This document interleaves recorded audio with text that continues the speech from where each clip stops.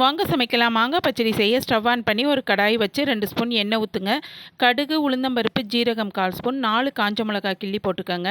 50 gram பெரிய வெங்காயம் cut பண்ணி போட்டு நல்லா வதக்குங்க. இது கூடவே கொஞ்சமாக கல் உப்பு போட்டுக்கோங்க. கொஞ்சம் கருவேப்பிலை போட்டு நல்லா வதக்கி விடுங்க. 50 கிராம் கட் பண்ணி வச்சுருக்க தக்காளியும் போட்டு வதக்கிட்டு, நான் 3 மீடியம் சைஸ் மாங்காவை சின்ன சின்ன பீஸாக கட் பண்ணி வச்சுருக்கேன். அதையும் போட்டு நல்லா அந்த வெங்காயம் தக்காளியோட வதக்குனதுக்கப்புறம் வெறும் மிளகாய்த்தூள் நல்லா 1 ஸ்பூன் போட்டுக்கிறேன் நான். வெறும் மிளகாய்த்தூள் போடுங்க. போட்டு இந்த மாங்காய் முழுகிற அளவுக்கு தண்ணி ஊற்றி கிளறி மூடி போட்டு ஒரு 10லேருந்து 15 நிமிஷம் வச்சிங்கன்னா மாங்காய் நல்லா குழைய வெந்துடும். வெந்ததுக்கப்புறம் நான் ஒரு 20 கிராம் அளவுக்கு நாட்டு சக்கரை போட்டு நல்லா கிளறி விடுறேன்.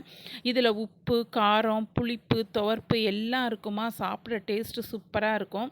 நாட்டு சக்கரை போட்டு ஒரு 4 நிமிஷம் வச்சிங்கன்னா நல்லா இந்த மாதிரி திக்கானோன்னு ஸ்டவ்வை ஆஃப் பண்ணிவிடுங்க. சூப்பரான சுவையான மாங்காய் பச்சடி ரெடி.